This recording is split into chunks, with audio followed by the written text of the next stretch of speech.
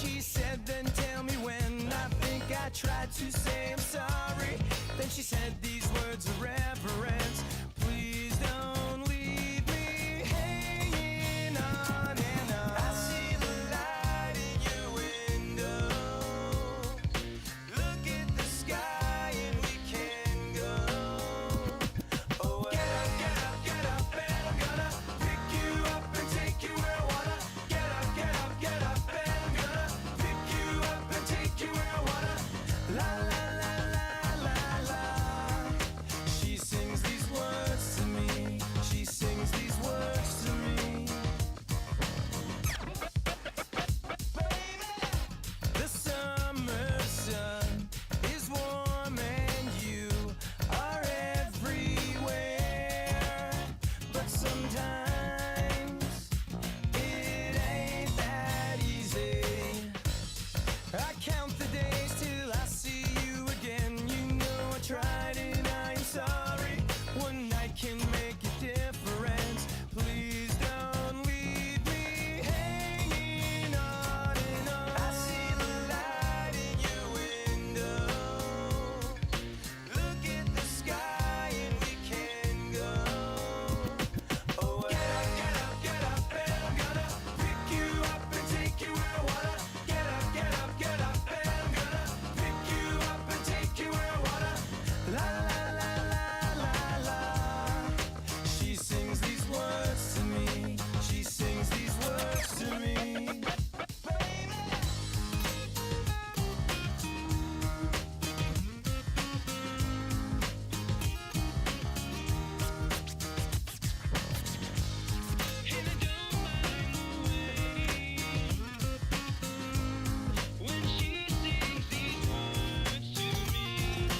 I see the light in your window. Look at the sky and we can go.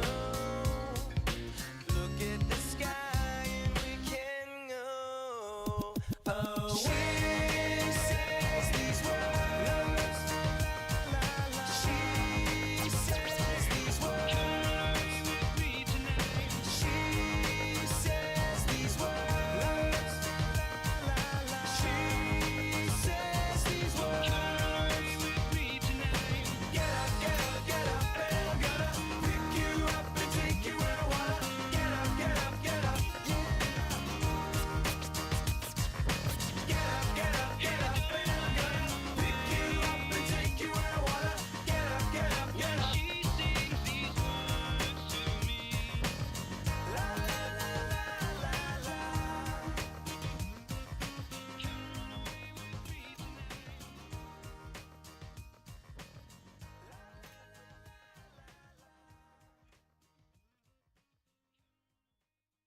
Hello, everyone.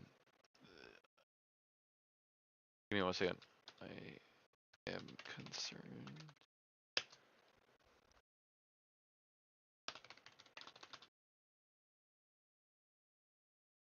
Back again.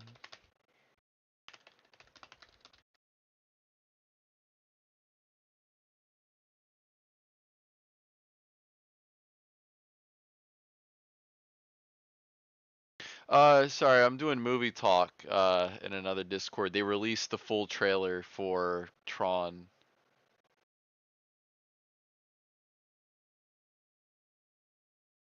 But we're back at it again. We're gonna be and I actually have more things that I would want to stream and videos. I worked on another video this morning. I did the next session for the hot takes, and it actually went a lot better than I was expecting. I'm very happy about that. Let me get us started here, though. I also know people are interested about the Sue model for Minecraft, and I will be making a video about that. And I also have like another series of things that I would want to stream, or at least things to talk about to do as streams. So plenty of content still on the way. It's more of a matter of like motivation to do them. But I will try to always be doing them. Let me see if I can get some background noise that isn't like gonna distract me. So let's get back on it. So this is Model Girlfriend. Just a funny little BCB memory. Oh wait. Let me set this up like this so I can see chat. There we go. Just a funny little BCB memory. The first time my friend caught me reading BCB, it was on the panel where Paula was shouting, "Ha, nerds." She now shouts nerds whenever she sees something BCB related and asks me if I'm still enjoying nerd cats. Boy, that's a lot nicer than how my friends call it. I have a friend that calls it the 4chan cat comic. Even though it's not 4chan, but it's because of the co-threads. Holy shit, I love this, yeah. They are the nerd cats. This is true. This may be down to British terms versus American ones, but who was Mike wishing a happy birthday at the end of chapter 92? I asked because based on the school term time, that seems like early September. However, the only characters that have birthdays in September are Daisy, who you just tell directly, and Yashi possible. Obviously, if it was deliberately ambiguous, is a different kettle of... That's a different kettle of fish? Yeah, I've never heard of this. This is definitely a British term. I just want to check. There's going to be a chapter of Daisy's birthday soon. That's not really an answer. Hold up. Let's go to chapter 92. That wasn't really... I don't know if that was really an answer to that question.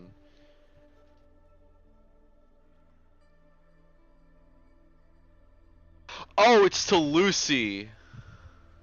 Wait.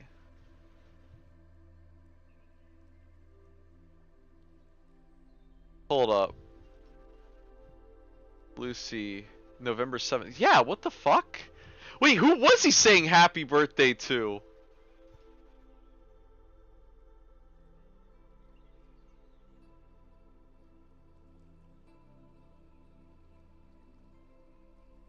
I assumed this was about Lucy. I didn't even... Huh? What?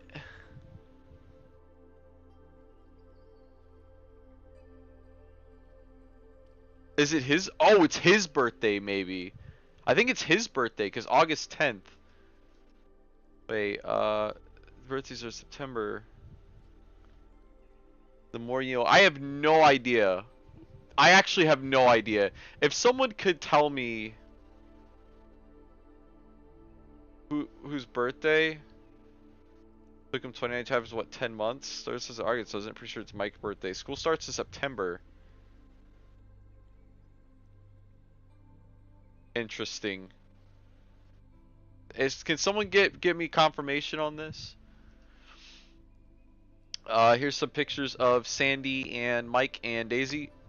Daisy doesn't have her full cheekers yet. I guess this is like showing... I'm going to assume this is canon. How Daisy went from hating Mike to being like, oh, I get why Sandy fell in love with you. You love Lunar? Well, that's just... Oh, yeah, anime. I quit. Look how big that mouth is. That you could fit Mike's whole head inside that mouth. I love the little pencil case you were selling at Kineticon. Are those going to be added to the online store or remain convention exclusive? They will be online once we fulfill the Kickstarter orders. I have one of these. I use this thing all the time. When I'm doing school photography, I use it. It's in my backpack right now, but I have gotten a lot of mileage out of this little pencil case. Little piece of BCB I get to bring with me to work. Okay, I visited your booth at Kineticon today. So nervous. Okay, more convention stuff. Is this supposed to be a Mike x Sandy chapter? Because all I can see is Paula being super blushy around Mike. So he's talking about... Oh my gosh. I should just go to do this. He's talking about Model Girlfriend. Paula being super blushy around Mike. Where?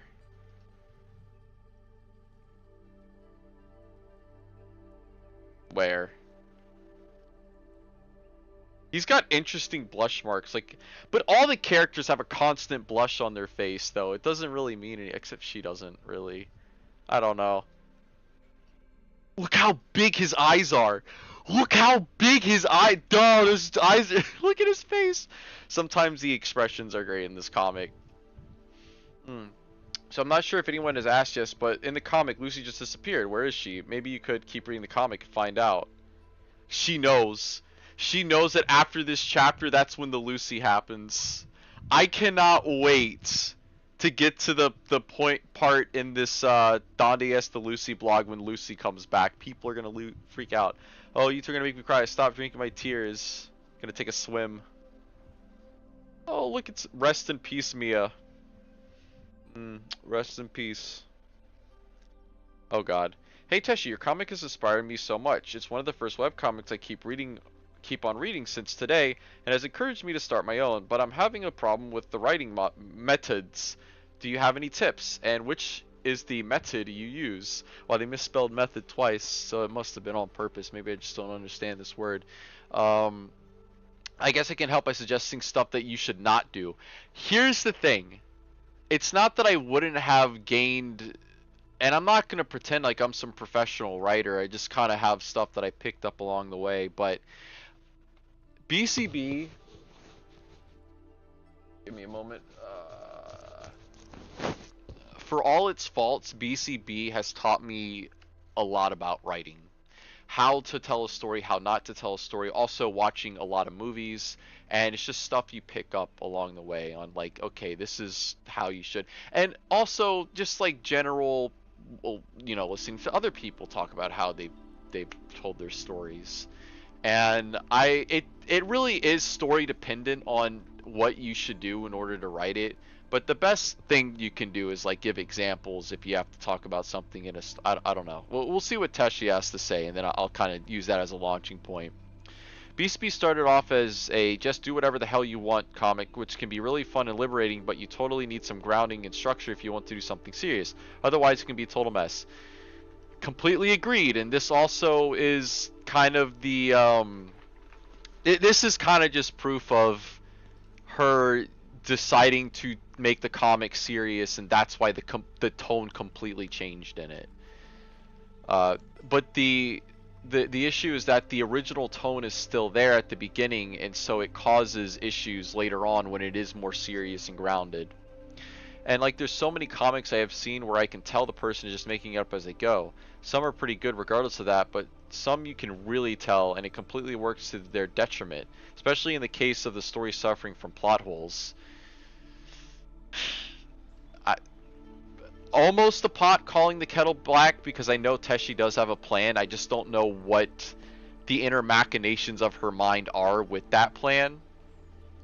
But yeah, I mean, you gotta stop at a certain point and like plan your story out. Like when I was writing Scarf and Bow, like it started to get really complicated because there were so many moving parts, and I would have to start before I wrote like the next chapter of it, I would have to write down the things that would have to happen in that chapter, or things that have to happen, how we have to get through. And that's kind of the closest I ever got to like actual writing. I mean, like I extensively planned out Kazuna and the Candyverse of Chaos, which is going to start uploading very soon, by the way, guys, so keep your ear on the ground for that. But yeah, you can make it up as you go along, but here's the thing with that. If you want to do a make it up as you go along sort of deal, you need to start writing down certain canonical things that you have put into the comic so that you can bring them back up later, or make sure that things don't conflict. Like Normalsville more or less feels like a comic that is just made up as it goes along, and it kind of has like arcs and longer form story stuff in it, but it's not the main focus. In fact, Normalsville feels like how BCB used to feel, like in the first volume, like in volume 1, volume 2. That's how Normalsville feels, because while it is like a gag a day comic pretty much, it also has some form of continuity to it. And as long as you write down what you've already established, the world building can kind of work itself out. In some cases, not all. Like for BCB, you can't really do that. And it is funny that she mentions this, because quite a bit of BCB, even though I know some of it's planned out, it still has that I'm just making this up as I go along quality. And I don't know Teshi's writing process, but like a lot of stuff in it, and I'll say specifically the stuff with Daisy and Paulo is pretty messy, and I still don't get it. But I'm not going to get into the Paisley sucks rant again. Sometimes you can wing a story and it's amazing, but never assume that your writing is that good. I sure as hell learned that the hard way. So many artists have editors to help them, so many stories are written by multiple people, and I am definitely planning to plan my future stories from the beginning. Some stories deserve a second or third read through. It's why drafts exist. This is very true. I used to not go back and read over my stories or chapters before I uploaded them to like the internet, but now I go back over like a chapter I've written to make sure that I don't have any conflicting information, or I can punch things up a little bit, or because especially if you are writing it a little bit at a time, you can forget you've written certain things and start repeating yourself. So it works to go back through it. That being said, the only way to truly learn is to dive in and do it, and being in draft hell is another problem of a lot of creators find themselves in. They can't really improve their writing skills if they're not putting it to the test. BCB taught me a lot of things I wouldn't have learned if I wasn't making it. This is absolutely true. People, I know getting a second set of eyes to look at your work is not a bad thing, but you also have to have confidence that your work is going to be good, and if it is not, you can fix it later. Don't feel like your art, whether it's writing or literally anything, has to be perfect the first time you try it. There are certain things that you do not know that you don't know, that you will find out that you don't know as you start doing it more and more. And once you get feedback from having a finished product versus getting feedback before the product is done, sometimes the sum of the parts is less than the parts, if that makes sense. And that's why it's important to have a whole picture out there to get feedback on, instead of just getting it a little bit at a time, because then it becomes a little bit of a Frankenstein mess. But yes, the best way to learn is to practice. There's a reason they say practice makes perfect. I always say this: there is nothing to it but to do it. You just gotta do it. And I know it's not that easy for some people, but it really is the truth. You just do it, and you learn what works, and you learn what doesn't work, and you learn what you're good at writing at, and you learn what you're not good at writing at, and things that you might need to learn to do or expand on, or get better in. BCB is no longer just a whatever comes to mind comic, and it hasn't been for years. I think around the time Augustus was introduced, I was beginning to plan for the future of the story, and I was officially planning everything by the Acapulco arc. I can see that. That makes a lot of sense, because it is about that time where there is a dramatic shift from what the comic used to be to what it is now. I know that a lot of that stuff is still volume 1, but it makes sense when she puts it out there like that. I would say like around the time Sandy was introduced, honestly, is when it really started to become that. Or maybe Sandy was really just supposed to be like a one-off thing and she was never going to come back. I don't know. From the way that the original Volume 1 version of what Unfulfilled Fantasy is written, it feels like the Sandy thing was just supposed to be a one-off thing and she was never meant to come back. And as Teshi wrote the story, she decided that she wanted Sandy to be a thing. Or I guess actually it doesn't make sense. No. Now, if the dialogue from the current version of that chapter was in the original version, I would say that. But in the original version, it is clear. Okay, forget everything I just said about the Sandy stuff. I think the original version of Unfulfilled Fantasy is a lot better than the new one. I'm not sure how detailed your story is going to be, whether it's going to be full of lore and background that makes planning super necessary, but at least for me in regards to the next comic I'm making, I already wrote a big summary of the entire story. My next plan is to expand on the summary until I have a full picture of everything that's going to happen. As always, I will leave a bit of wiggle room because things can change, but things are made so much easier if you organize your thoughts and write all that down in notes. At least that's what I do. Best of luck with what you want to do. It really is, you just have to start small and get bigger. You have to write little bits and get bigger. And you learn more as you go. And you can learn like basics in storytelling and writing. Like, I'm not saying you can't go to school for it, but in order to find your voice, you have to do it yourself. No one can give that to you. It's like, I think it's Kung Fu Panda 2 or Kung Fu Panda 3, where the lesson is, I'm not trying to turn you into me, I'm trying to turn you into you. If that makes any sense. I have no idea what this is. Is it pudding? It's like flan. What's your strongest Pokemon?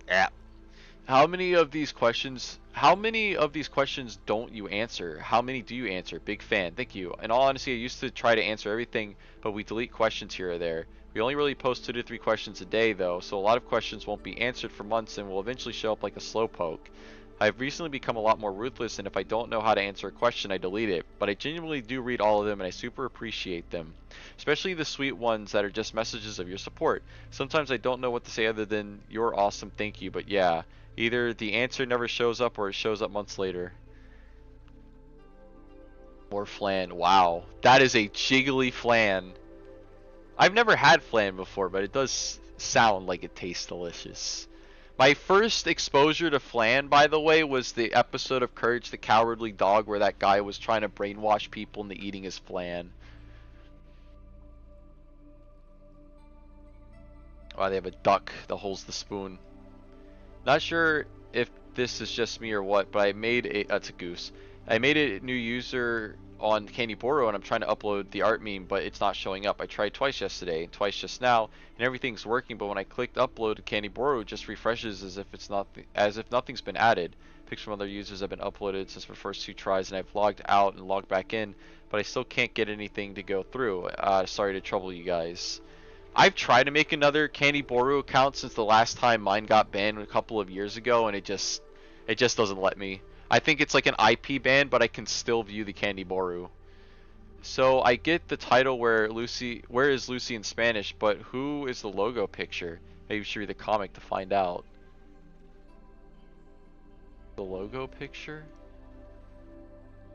Oh, well, it might have been different then, actually. It was probably different then. Because the logo picture now is of Lucy in December. To be honest, I'm starting to slowly dislike Abby. Is misspelled. Is this the plan to make Abby a hateable character? Or are you guys trying to make us understand Abby like he's a poor defenseless baby who could do no wrong? Not hating, just curious what the answer is, if there is one. Okay, phrasing it like this. Make us try to understand Abby like he's a poor defenseless baby who could do no wrong. Is kind of an aggressive way. It's still very much passive aggressive, and it shows that you don't like Abby because you're overplaying like this sympathetic part of him. Maybe the answer is that people can do bad things and not suddenly become only bad people, except Daisy, she's the worst. Oh my goodness. This is something I see most often when people don't like a character in BCB, and I'm saying beyond characters like Alejandro because, you know, obvious reasons, people generally do not like Abby. And while I understand that the point of Abby is to have a character whose traumatic past has just kind of not gone away, it has started to grate on not only the people in the comic, but the people reading the comic. And I don't think we're supposed to dislike him. They're not supposed to dislike him. You're just supposed to understand him. And a lot of people take it too far. But there's also a lot of people that are extremely sympathetic towards Abby. And it's probably a lot of people that have... Well, I can't say for sure. I say probably, but I don't know for sure. But a lot of people that might have to deal with a lot of trauma in their lives. And they understand how that weighs on you. And so to see a character like Paulo throwing that in Abby's face... It really is frustrating. I don't think Abby's supposed to be a hateable character, but he is a certain type of like archetype of person. Like initially when he was introduced, he was very much a white knight kind of fedora tipper milady kind of character, to a point, not as extreme as that, but he was a well-mannered kind of, not necessarily wise beyond his years, but sort of an old soul. He was trying to be very proper and have a lot of manners, especially when interacting with Daisy, because he really liked Daisy.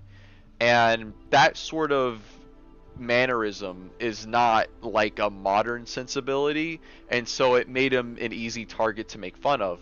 But I would say in the beginning, yeah, like Abby was a likable character, but as he started to become more of an anger gremlin, and you have to understand, this is before Paulo and Abby like started making up, but when Abby just became an anger goblin, and that was his character, was to be angry and to be mad at Paulo and to like make up reasons to attack him, even though he didn't really need a reason. He just wrong place, wrong time. I'm not saying the characters should attack each other, but I'm also not saying that Abby is wrong to want to try to stand up for himself. I just, in my view, he used Daisy as a vehicle to have an excuse to attack Paulo.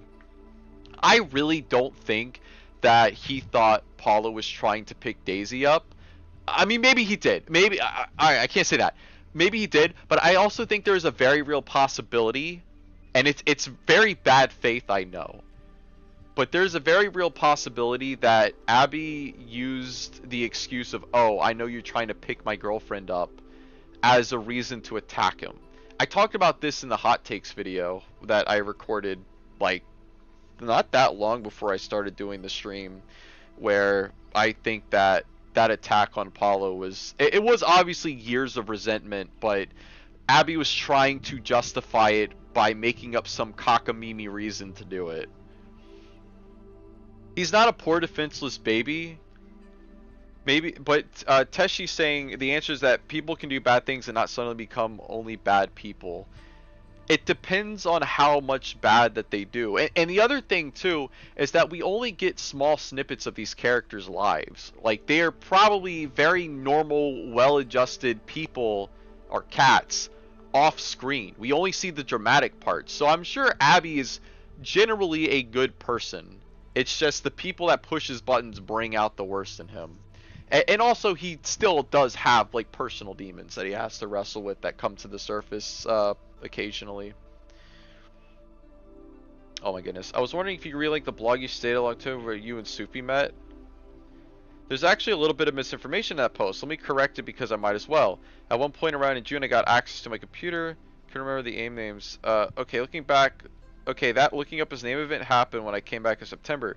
Between May and June, Soupy changed screen names from Suitcase 874 to Kawaii Suit Chan. Oh my god.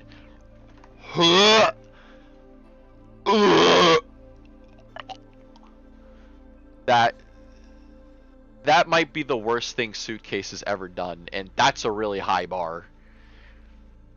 And I didn't know his screen name, his new screen name, because I disappeared in May. So Soupy IM'd me that fateful night, June night, with his new screen name, and I was surprised by the oh, it's ironic. Okay, so okay, never mind.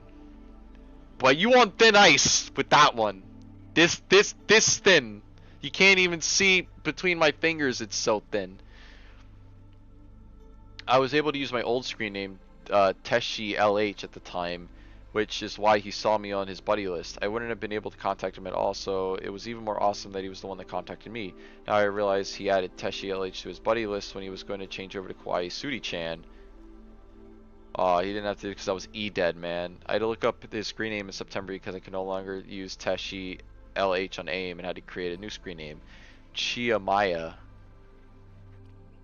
I distinctly remember typing up Soupy's screen name and getting it right. So that happened in September. I felt so happy I remembered Kawaii Sudi-chan. Okay, that's it. Alright. Weird correction, but okay. So your relationship started out via internet, yes? You two seem to work together so well. Got anything to say to others in an internet relationship? Communicate tons and be open and have fun conversations and love each other very, very much. I don't know, despite the frustration of not being able to cuddle initially, I love Soupy for who he was online because that's who we ended up being offline. I wanted to have all those online conversations offline as well, and that's exactly how it ended up. Nothing much changed other than physicality, and that was awesome. It helped that he's hot as fuck too. Maybe he looked different in 2016. I don't know. I've seen pictures of Suitcase, and I mean, I'm not gay, obviously, so I'm not like the person to ask about this, but I, whatever floats your boat, you know what? I'm happy for you. I'm happy for you. We suffer from Skype becoming a more stable thing around the tail end of our online relationship, so people in e-relationships now can deal better than we could. No dial-ups or primitive online technology for the year 2016. I think this was like a year before Discord released, by the way. Discord was like 2017, I think. Let's talk a little bit about relationships. It's different strokes for different folks. 1,000,000%. You really gotta be a friend to that person before the relationship.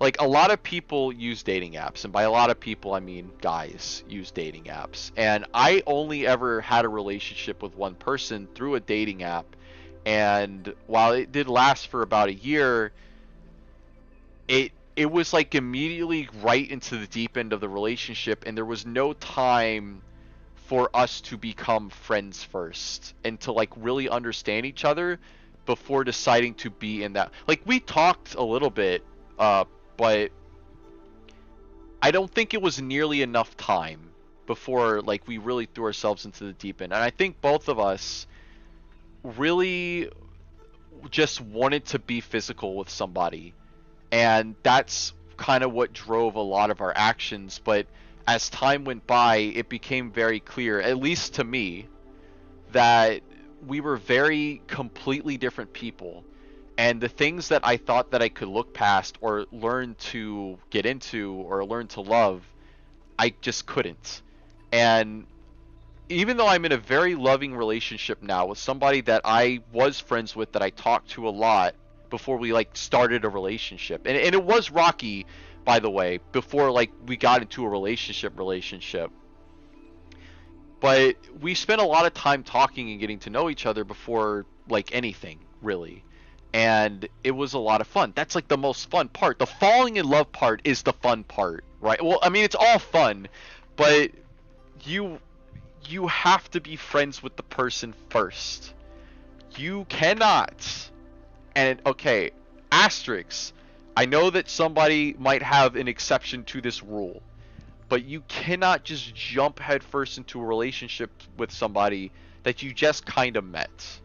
Like, when I started talking to my ex that I met on the dating app, I think we started like dating, like seeing each other like a week or so afterwards.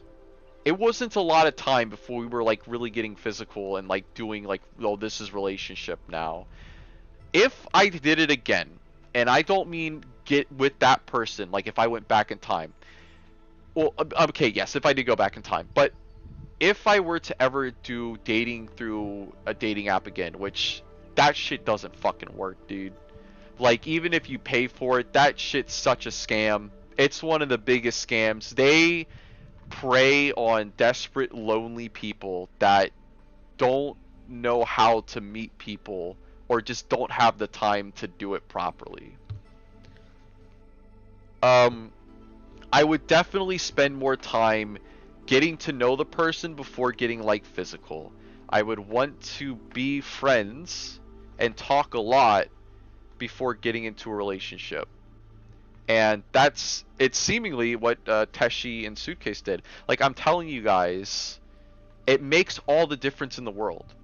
And a lot of my other relationships were ones that, outside of the other longest running one that I had, which was about 3 years, all the other relationships that I had didn't really last long because it was like immediately into the relationship. But when you find the right person, when the shit really clicks, there will be nothing awkward between you two. There will be nothing you two cannot do together and not have fun. It is genuinely one of the most baffling phenomena I have ever experienced. It's like, I did have to fail a lot to figure out what I wanted from a relationship, but like, I never thought I would actually find it. And then you find it and you're like, this is how it's supposed to be. This is how it's supposed to be. I know this is kind of a little bit off topic from this. The point is that you really got to get to know somebody first. Because once things get like physical, that's when things get messy. Because there is a deeper level to physicality than like if you're just merely talking. Because if you're like friends first and then you decide things aren't really working out, then things don't have to be awkward. You can just continue to be friends or just stop talking to each other if it's like really not connecting. But once you get into a relationship with another person, especially at the beginning, there is a fear of hurting the other person because you have a lot of emotions invested in them. And so you're less likely to break up immediately, even though there are red flags, because you're like, no, I should try to make this work because we've already been physical, and this could just be me talking. I know it's not going to be the same for everyone. But it becomes a lot messier once you start dating, and especially if you move in together, then it gets really messy if you guys break up. And if you get married, I mean, how many jokes about divorces are there out there, you know? I have a DM. I don't have a DM. Somebody added me.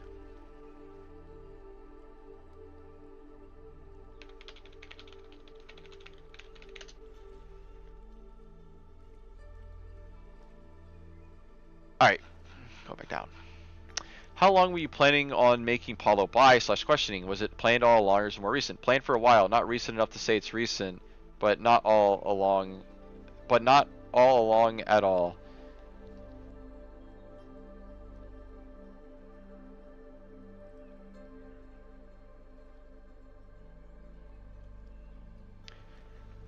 It's the sort of thing that I speculated about, but I had no proof of until now. I wonder what she means by not recent enough to say it's recent, but not all along at all. So it's definitely character assassination. It's not character assassin. It's a little character assassination-y, a little bit, a little smidge, a little hint, a little twist as a treat. This is going to.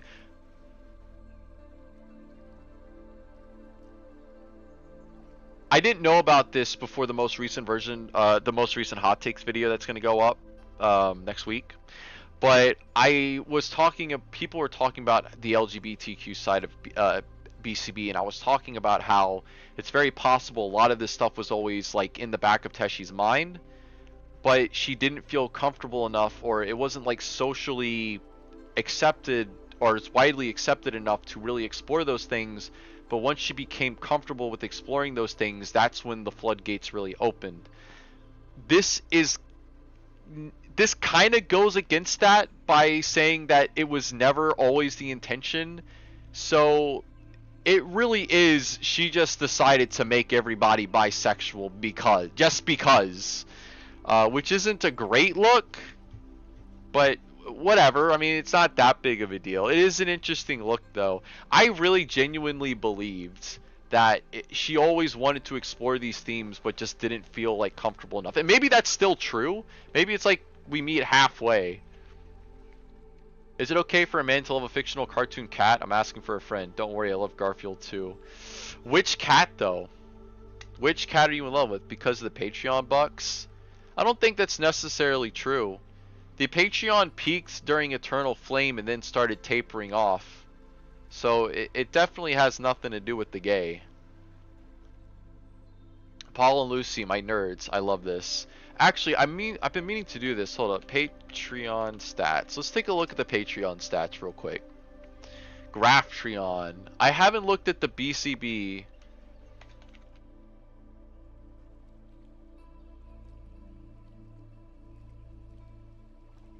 I haven't looked at the BCB Patreon stats in a while. So let's take a look. Alright, so this is 1 month, which doesn't really give us much information. So let's back out year to date. It's kind of going back. It is evened out.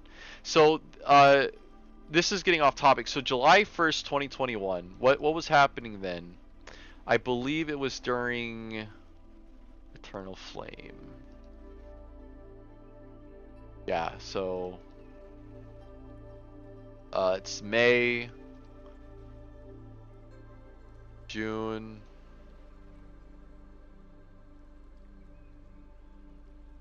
So the Patreon started falling off after July 1st. Guess what happened after July 1st? This. There is a reason. There's a reason it bombed.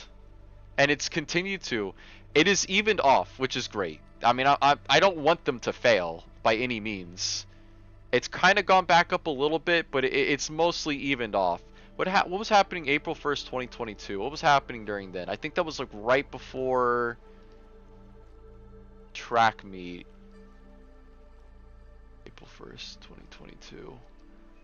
Oh, it was during Double Down. Yeah, that was another big one. Hold up. That was during, wait, what the fuck? Yeah, that makes sense that it would be peaking around here. Because this was a really big chapter. The charts don't lie. Yeah. I mean, they're still making good money. It's just like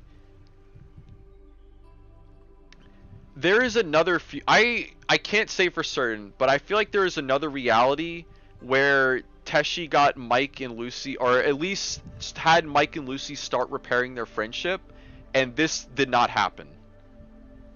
The reason that it was exploding during Eternal Flame, maybe one, because, well, obviously it was a very highly dramatic, highly emotionally charged chapter. Two, people could have thought that they were going to be seeing the end of BCB because Mike was now broken up with Sandy and he could possibly get back with Lucy.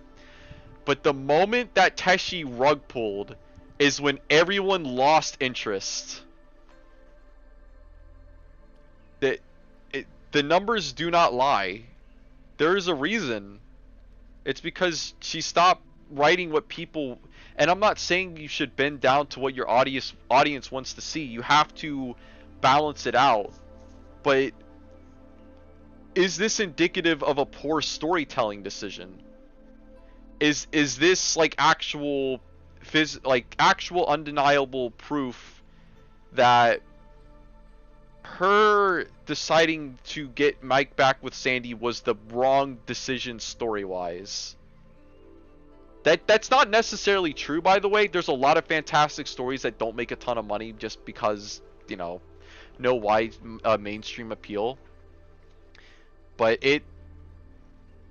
I mean, I don't know. It's a little sussy. Mike X Lucy, nah, send 200 bitter Lillian dollars to Mike X Sandy, yeah. I'm very curious to see how Abby's story ends. Having had a similar experience as this character and having developed a similar way of thinking in my early teens, I relate a lot to this character. I was very fortunate to have had some very positive relationships and experiences after my mom divorced my abusive stepdad that turned my perspective around. I just hope Daisy or someone else can really help him or at least soften him up a little. It's interesting and a little scary watching this. You don't even know that it's going to be Paulo that does this. More proof that Paulo X Abby is the OTP. Also, nice username. That's really wonderful that you got support throughout all those tough years. It can certainly help a lot. Yeah, this is why I always feel sort of protective about Abby despite knowing he hasn't been in the right at times. The fate of flawed characters. I mean, you can say that about any character in this comic. Yeah, I mean, I'm really glad this person pulled themselves out of that pit. I think Abby... I can't say for certain, actually. I don't want to make assumptions about this person's life. Daisy is not the one that turns the beat around for Abby. It literally... Abby's big hang-up, his big anger gremlin thing, mainly is because of Paulo. He does have a savior complex, where he feels like he has to protect people. People be trauma dumping anywhere on the internet. Yeah, especially with BCB because it has such a wide variety of like characters with all these weird different backgrounds. I don't necessarily think this is trauma dumping though. I have seen trauma dumping. This is not that. I'll tell you what.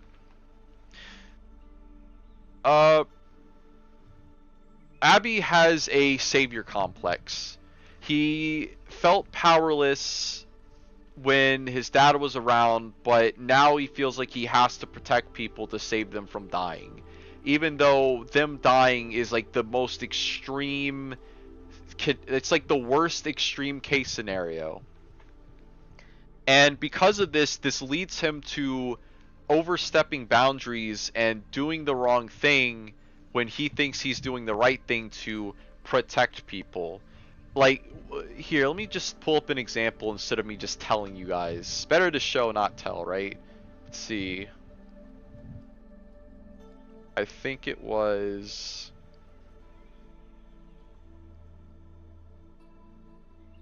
maybe it was one of these chapters. Not this one.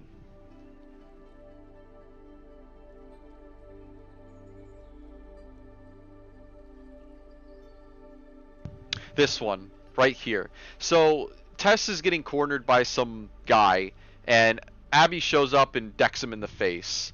And obviously, hands off, you can't assault anyone on school grounds. Look who's talking, I get you expelled, freshman.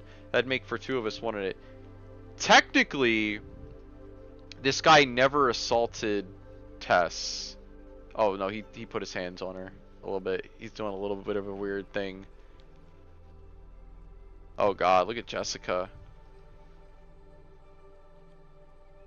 Yeah. Anyway, so Abby, he's like, you shouldn't assault people, but I'm going to do it because my cause is righteous and your cause is not. Because I disagree with you. And I'm not saying that this guy was right to do what he was doing to Tess. It's understandable considering that Tess was a horrible person to everyone else. And it is interesting for Abby to have to grapple with the fact that Tess was a horrible bully to people. Whatever happened in the past doesn't justify your violence today. It's so interesting. Like, Abby is a massive hypocrite in this arena.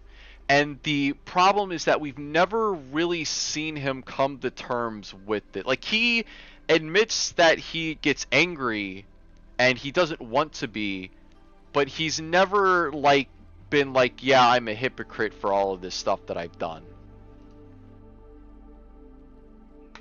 But he definitely has a savior complex. As long as he feels like he's saving someone from an aggressor, he feels like he has green light to do whatever he wants to the other person. And that's obviously not right. But that's something that I don't think Teshi has really touched on since then. Can I just say I think the why is Abby so mad at Paulo ask was amazing. It was so easy to forget that when you're reading something like that, we don't see every moment of their lives. This is stuff that I've been saying. The characters don't see everything we see. It's so easy to forget that Abby hasn't seen the Paulo development that makes us believe he'd never treat Daisy like that. And I definitely hadn't realized that Paulo was still throwing stuff at Abby. Yeah, exactly. Abby's not great. He's fine. Even when I really liked Abby, he was still like on the lower echelon of characters that I liked. Because I still find that archetype, that kind of person, annoying because I know the kind of people those people end up actually being. Which is like, oh, the moment that... like, it very much is that r/nice guy kind of thing. Where, like, the moment that the girl doesn't like me back, I start throwing a fucking tantrum at her. Which he doesn't do, by the way. He still stalks Daisy, but he's doing it under the guise of, oh, I was just protecting you from Augustus. It's a lot of gray, a lot of interesting philosophical things to think about. Oh, look at this gif. Hi, I was just wondering if you guys could explain Lucy and Daisy's friendship. This right here was something, I believe, it's either in the Hot Takes 2 or the Hot Takes 3 video, where someone was like, I don't know why the characters are friends, and I was like, I definitely don't know why Lucy and Daisy are friends, because they don't do anything together, and they seem to dislike each other most of the time.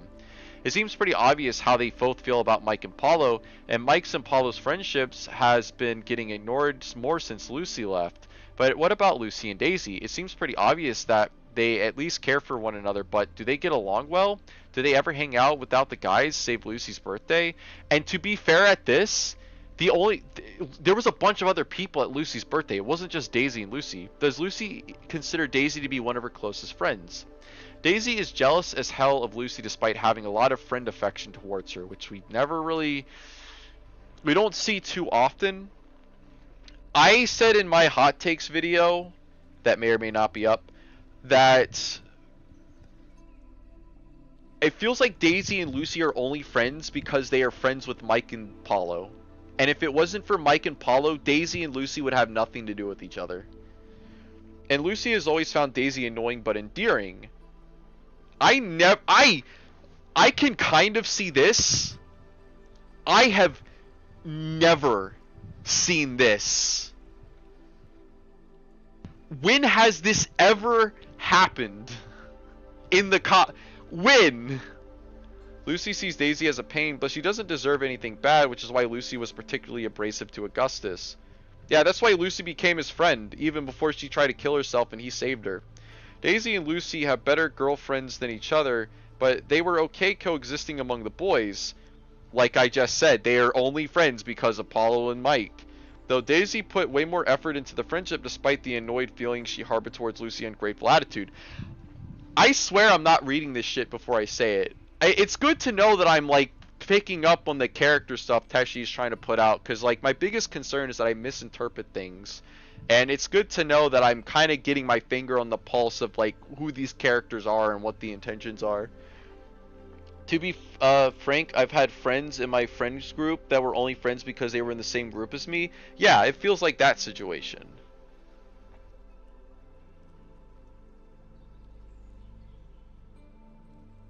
First of all, I love your comic.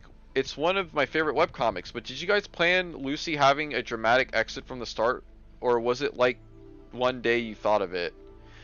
I think I've kind of answered this question before, but in case I haven't, I want to phrase it this way. There's no main character. The characters balance off each other, and it's a story based on a bunch of kids, which includes Lucy, Mike, Daisy, and Paulo. Yeah, it's an ensemble cast. But also, Lucy is the main character. Lucy is the first character we see in this comic. Lucy is the character we follow throughout the first chapter of this comic, and so when you do that, you set the expectation up that Lucy is in fact the main character. And I know it might be kind of hard to do a first chapter where it doesn't feel like, okay, this person is the main character, but even if you have 4 main characters, you have to have like one main character. And honestly, I would say Lucy and Mike are the main characters of BCB, with Daisy and Paulo being very highly supportive main characters. Very main secondary, not secondary characters quite, but they're not like the main ones, because also the main through line of BCB is like Lucy and Mike's on again off again relationship thing, like the will they won't they thing. So really Lucy and Mike are the main characters. I want the story to be about one. Sometimes one of the main 4 might take the spotlight, but I don't want the story to only be about one. And that's what Lucy was doing. She was creating so many problems that was making it solely about her, to the point that the other characters were being neglected, and I needed certain things to be developed with some of the other characters. But Lucy was leading the story into something I didn't really predict or want, so the best course of action was to give her a breather that also benefited the story in ways I didn't expect. And that way other characters could develop in the way that I had planned. So like this was planned for a long time, but it definitely wasn't part of my plan from the beginning. The ending is already planned, but there's a path the comic needs to take to get to it. And while I leave a lot of freedom for changes and have changed things along the way, Lucy was changing things in ways I didn't really want, and it was hindering some of the other characters in the process. So yeah, I hope that makes sense. Lucy ruins everything basically. By the way, a lot of people consider the time where Lucy is out of the comic to be the Paulo show, and Paulo got a ton of development during this time. Here, let me pull it up. So this is the time Lucy was gone, or the time that Lucy was mostly out of the comic. Paulo chapter, Mike and Sandy chapter, Paulo chapter, even though it's 1 page. I don't know why this chapter is 1 page. This should just be a fucking intermission. Paulo chapter, Mike and Lucy chapter, but also Paulo is in it a lot. Mike gang chapter, also about everybody. Paulo chapter, Daisy and Abby chapter, Paulo and Sue chapter, uh, ensemble cast chapter. That has nothing to do, even though it's about Lucy. Paulo and Daisy, or Daisy and Abby, and also a lot of Paulo in there. Mike and Stacy, very based. Paulo chapter, Paulo intermission, Paulo and Daisy chapter, Paulo chapter. It's a lot of Paulo chapters. That's why people call this the Paulo show, because it just became about Paulo. Because, and I talked about this in the hot takes session that I did today, but Teshi very clearly has favorites. Lucy and Paulo are her two favorite characters, and so they get the most attention. And that's why the moment Lucy was not in the comic anymore, the comic became about Paulo. Because Teshi likes to write Paulo, because she likes the ladies' man guy. And that's fine. Paulo is a fun character to write. He is a lot of fun. Just not the way he is now, you know? Used to be fun. He used to be cool. I've been wondering for a while, so I thought he'd as an artist, is an artist supposed to be able to assimilate another artist's style? This isn't really something I could comment on, so I'm probably gonna skip past this. I saw you guys at Please Come to My Convention. Hey, I remember last spring/summer you guys posted that Lucy would come back into the comic in about a year. Did that just mean the little cameos here and there, or will she be an actual part of the storyline again soon? I miss her so much. This is like right before Lucy comes back too. Yeah. Let's see, we got like 3 minutes left. I guess I could talk about the newest page, because we're not gonna have time to get through. Wait, what's this? Did I see? Oh. Okay. Yeah. Let's talk about the newest chapter a little bit, chat. So, I don't know how I feel about participation trophy. I was excited at the start of this because I'm like, oh yes, we're coming back to the play stuff. I really liked method acting, and I was hoping this was going to be method acting part 2, and it kind of is. It feels like method acting existed so that Teshi could tell this like Sue story. It's nice to see Sue being mad. Yeah, we love that, don't we?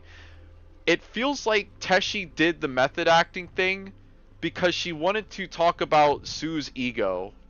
And I think this chapter is going to be about Sue's ego, like a deconstruction. Or, well, the thing is that Teshi already did a really good deconstruction of Sue's ego in Critical Hit.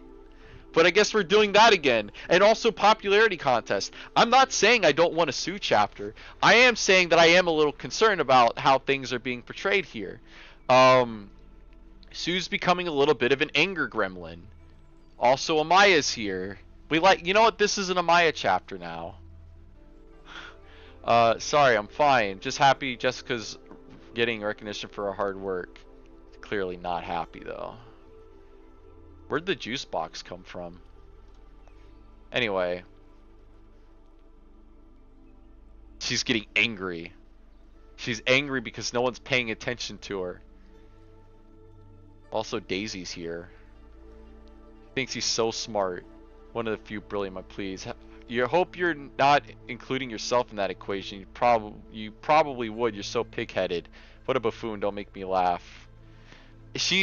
This could be interpreted many ways, chat. And I know somebody already fucking came at me about this shit, and I preemptively jumped on this because it does occur to me this could mean something. What is it? Let's talk about the different interpretations of this. This might be a chapter. I mean, I won't know till the chapter's done. I have considered like going back to having some of my videos be the scripted ones because I can actually deep dive a lot better than like the light floaty versions of chapter reviews that I do when I stand in front of the green screen. So what does this mean? Well, one, Amaya has telepathy. That's pretty much confirmed now. I don't really know how else you can interpret this. There is no way to interpret this outside of that. This is telepathy. What do you mean? What are we talking about? You know? Also, Sue's still in crutches. It's also nice to see that Amaya is presumably carrying Sue's books for her, which is good. Good friend. I should do a 3D conversion of this, actually. Anyway, so the interpretation people have sent me is that this is proof that that Sue has feelings for David, or some sort of, like, she's getting really flustered specifically about David rizzing up Jessica, and the idea is that Sue is jealous because she would want David rizzing her up. It could be that. It could also be a more general,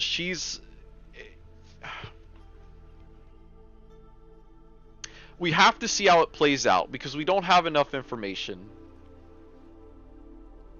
It could also be a general, she's jealous that somebody is rizzing up Jessica's work and not hers. And it doesn't matter that it's David. It could have been anybody. It could have been Daisy. It could have been Mike. God, if Lucy had done that, I think Lucy would have, think Lucy's made her position on Sue's play pretty clear. Because Sue already knows her play was a bust, right?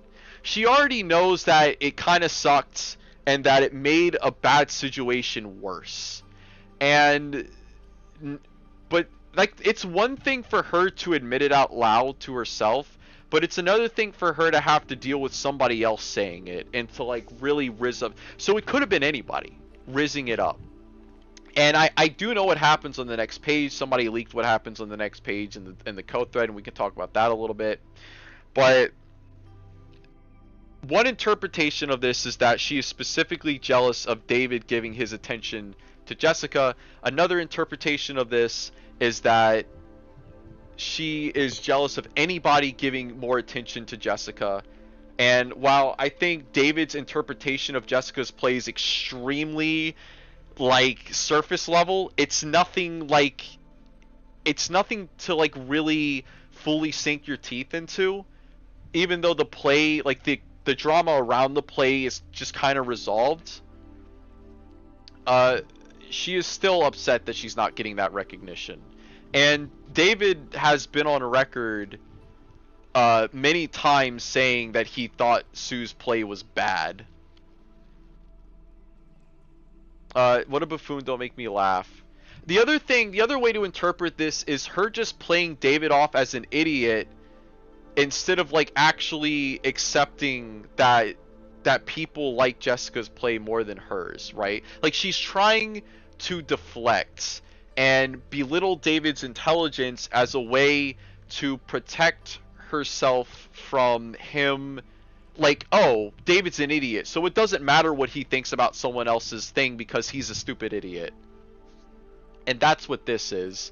And that's what this expression is, because Amaya, outside of telepathically speaking to Sue, is giving that they're seeing through Sue's bullshit. They're like, I know you're full of shit right now, and this is really, really bothering you. Because you see it on the other pages, right? I'm so fine. And Amaya knows it. They know it. Look how she has the same angry background that Augustus had. Here, let me pull that up. Chat, John, who's the guy from the Joe Rogan podcast? He's like Kennedy Casey. Can you pull up the thing? We're gonna pull up the thing. Seeing stars. Maybe this is just a background test she likes to use when people are angry. She does it a lot.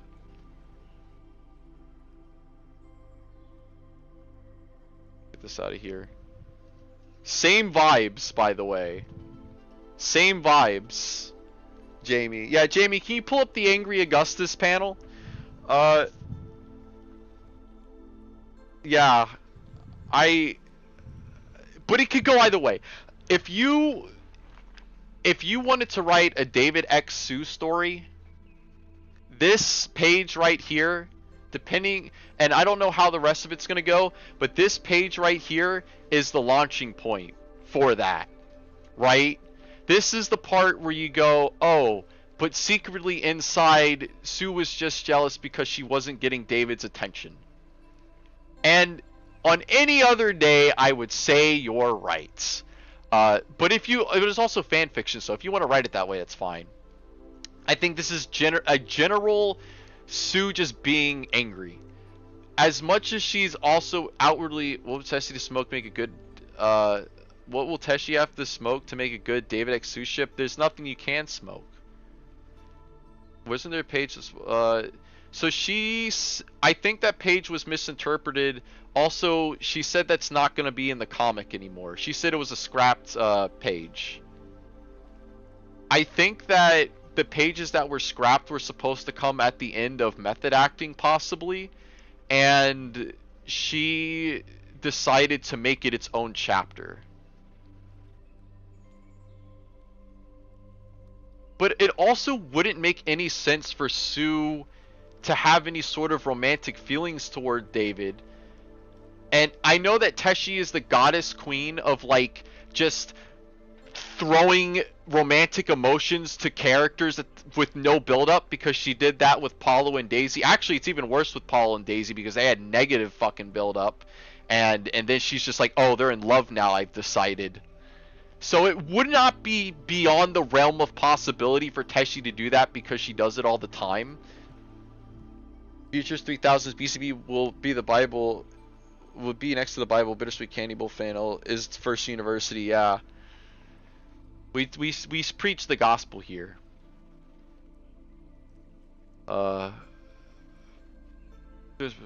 She's gonna understand nuances. I like how Teshi tries to play off the fact that Amaya has telepathy by saying this. I know the truth. If I did another BCB iceberg, or I added on to the one that we had, I would probably put Amaya has telepathy in it. Because and this would be the panels that would be the proof. She definitely does not like David at all.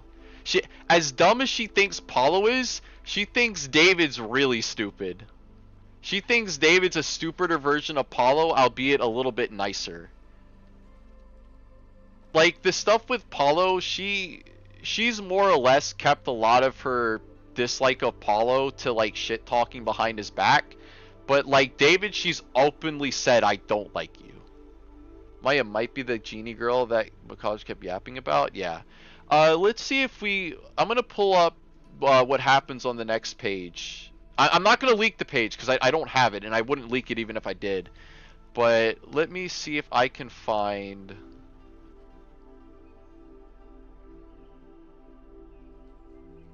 Let me see...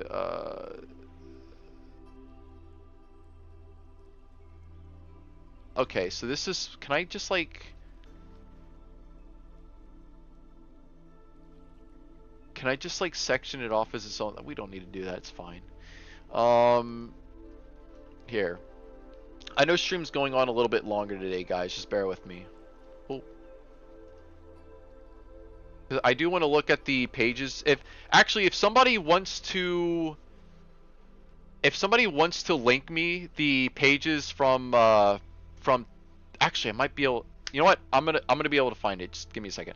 So, talking about Friday's page, Sue continues to hobble along, enraged by David's snubbing of her play, yelling about how he gave her so much shit and made her feel like an absolute dumbass. She then switches targets, saying she knows she shouldn't listen to Paulo or Madison, then scoffs at the idea of Paulo having an original thought and decides him and David sharing a brain cell is where this disdain for her play comes from.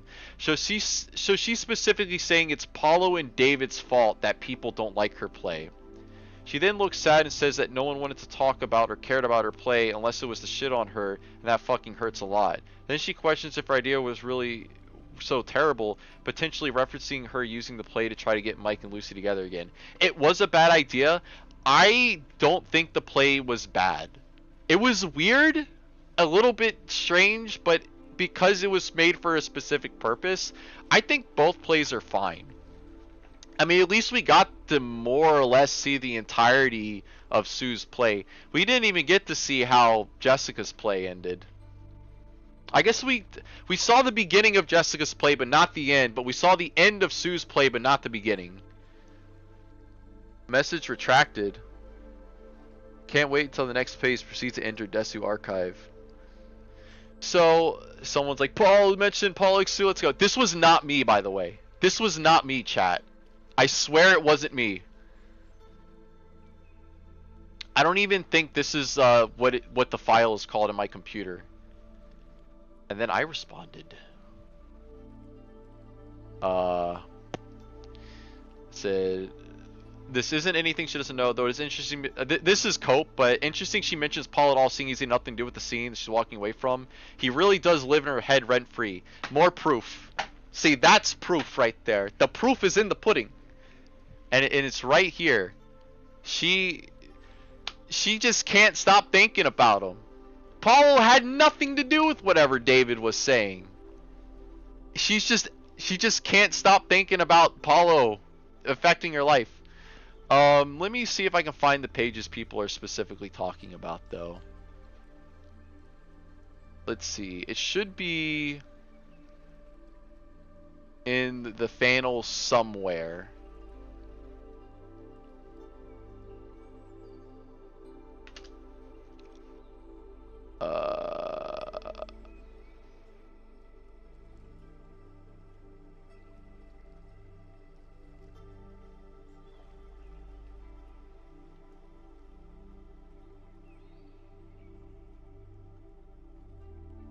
Wait, is it not?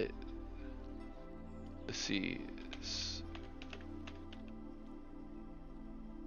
Huh.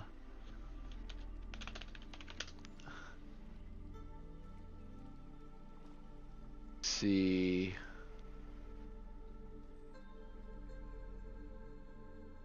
Okay, this is.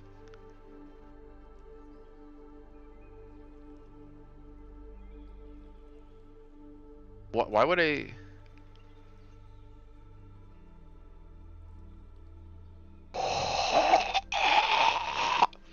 Chat. I'm gonna fucking shoot myself.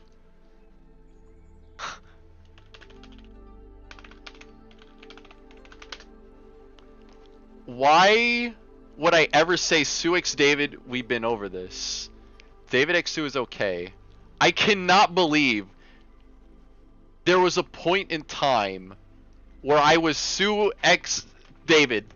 I can't believe it. This can't be real.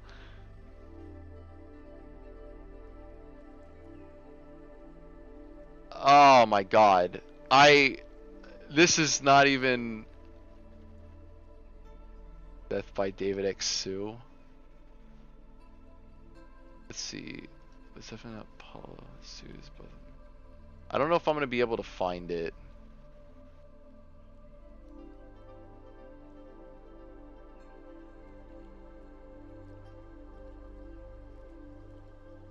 I don't know if I'm gonna be able to find it actually. I might have to go to Teshi's Blue Sky, which is what I'm gonna do. Don't tell Teshi I'm on Blue Sky. She will block me, and I will not be able to see the things. Even though I don't like go on there a lot, I don't really check. I check Blue Sky like one time a day, and it's just to see if I have any notifications. I'm gonna have to go back pretty far though. Oh wow, there's a new epic picture. There's a new epic image on the Blue Sky, guys. Alright, let's see. We're gonna have to go way back.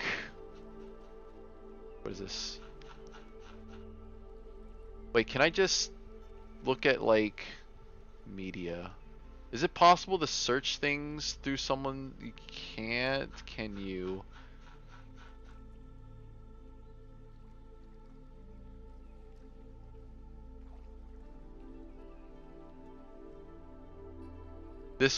It's gonna be a minute before I can find it.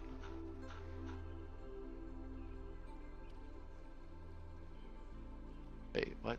Oh my gosh, I'm zooming through it so fast the images aren't loading. I think a lot of people in my Discord like Paulo and Sue together. I don't know. Sometimes people say Sue X David just to make me mad, and it works every single time. It should not work on me. I shouldn't care as much as I do, but I really do. Maybe it's like my ego, I guess. I don't know. I couldn't even begin to tell you.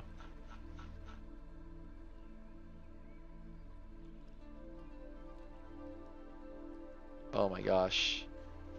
9 months ago. We gotta be getting close. Oh, hey, that's the...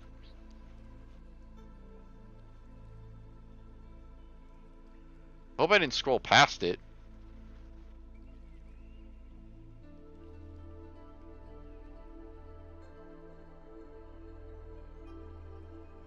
Wait, what? Did she repost that image that I thought was a new image?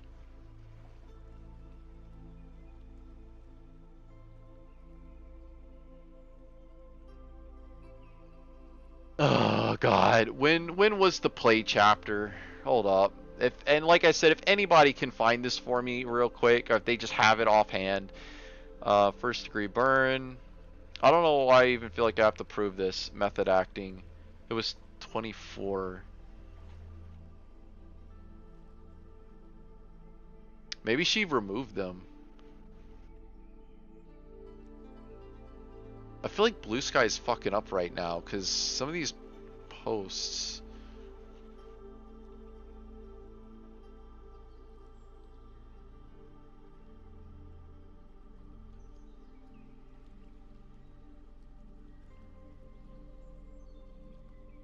What?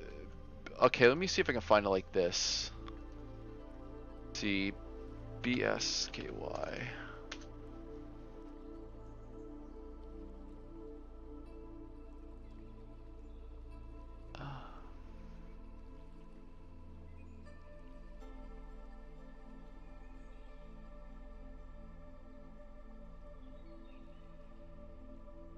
Where the fuck is it? More of a that funny chapter matters. Dumb dumb.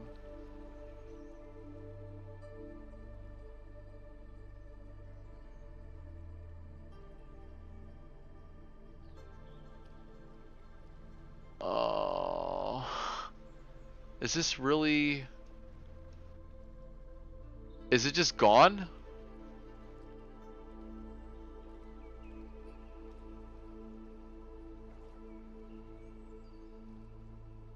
I'm gonna find it later. I'm gonna become the Joker.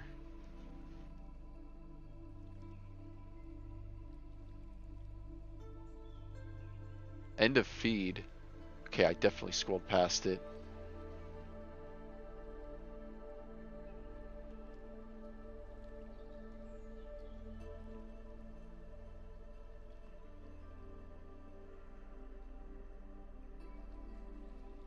This... No, it's nothing.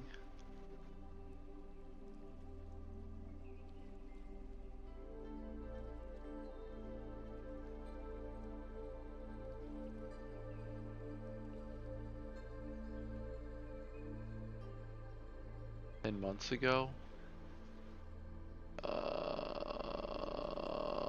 Where is it? Is it not under media for some weird reason?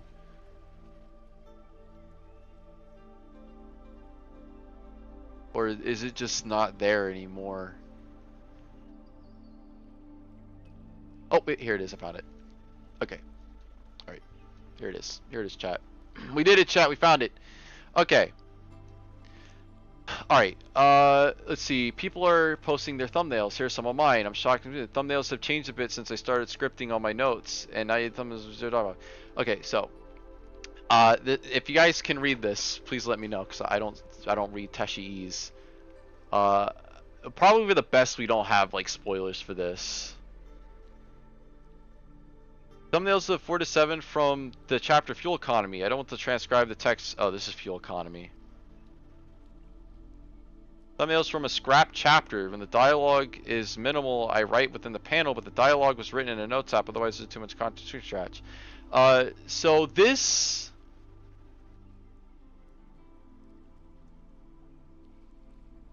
This definitely seems like... If this was a scrap chapter, it definitely seems like, It was this. Like, this chapter probably got turned into participation trophy. And it makes sense, right? So, when we say participation trophy, it basically means you're getting an award for like not doing anything, or you're getting an award for showing up. And so what we see here is we see Madison, who's staunchly Jessica, and also Madison was against didn't like Sue, or said that Sue's play was like an incest thing, which it does come off as that. But I assume that Amaya prompted at least Madison to riz up Sue a bit, and so that's why she says, "Thanks, Amaya. Now never do this again." Then page 23, also this paneling. What was gonna be down here is the question. Let's see. Shows up. Hey Sue. Hi David. And then she's angry.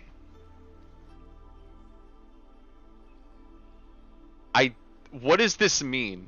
So people are saying this is like Paulo X David, right? Because she shows up, she gets really blushy, and then ×2, and I don't know, I assume that's Amaya or something.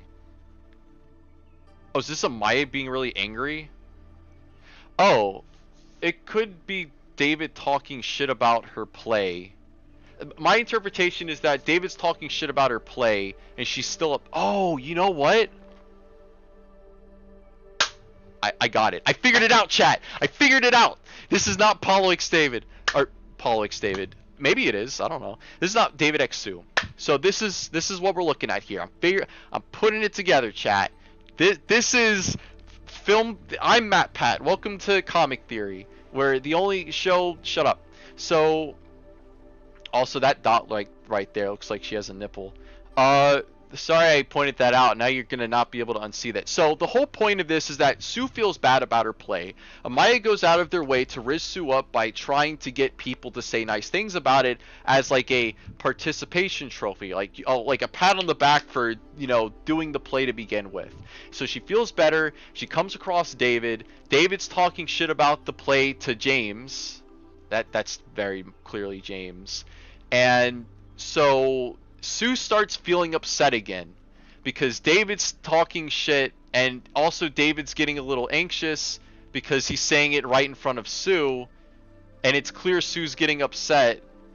And then you see Amaya here just like angry, burst into flames, like, stop saying that shit, or how dare you say that stuff in front of her. You know what I mean? Like, you better stop saying that or I'm gonna get you. And then David runs away. That's what this is. And the only way, because people had different interpretations of this when it came out, the only way you could have figured this out is if participation trophies started coming out. I don't think this chapter. I think maybe the chapter as it was scrapped, but it's very possible that it got repurposed into what we're seeing now, or maybe she just lied about it being scrapped. Anyway, that's my interpretation of this, knowing what we know now. Substituted for method acting, didn't decide to play actors, so you're Jessica and Rachel a lot. Okay. Brian Stories missing is written on the notes app. Little Maya Commodore. It's kind of what's left of expressions. Yes, this chapter was greenlit. It would have done more to make it look like Amaya is just kind of trying to ignore what's causing Sue's reaction, lol. I think there's a kawaii I pretend to not be responsible for this even though I know I am expression behind it. Oh, wait. So this does change things a little bit. Let's see. Maybe Amaya told David to say nice things about the play. Let's look at it through that. David's like saying nice things about the play or something. Then Amaya gets angry at him and then he runs away. Let's see. Real choice words with you.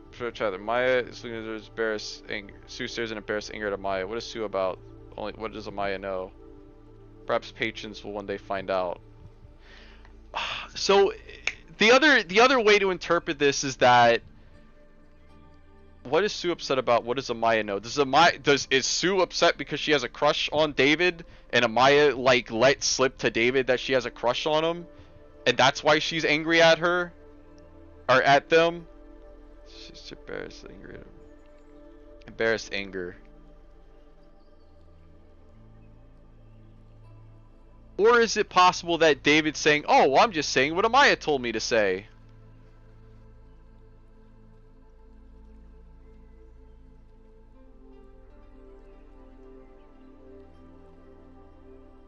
I don't know. I think he said something he wasn't supposed to say, then someone's shocked. Who knows? We'll never know. I feel like this got turned into participation trophy. This is welcome to my cope, by the way. I wish I could just ask, but I cannot. Maybe you're mad, something like that. Assume the whole sketch out chapter will be posted for Patreon backers next year because it's the original version of method acting. Okay, yeah. So it's like I said, it was supposed to be at the end of method acting and it got cut out. I want to give people current chapters because I don't want to deal with people. Oh my god, this OG chapter comes so much better.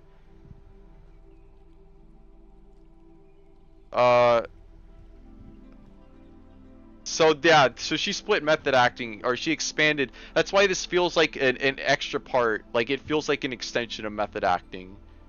But she wanted to give it more time. I don't know. I don't know. I don't think I could handle it if she has a crush on David. It wouldn't make any sense, but also Teshi has done a lot of things that just don't make any sense. Anyway, I'm done. I'm done here. Thank you guys for showing up. You had an extra long stream today. And boy, here's hoping. Maybe I'll try to maybe I'll try to see if I can get some more information. Anyway, I'll see you guys next week when we finally get to review the chapter that came before this, which was First Degree Burn.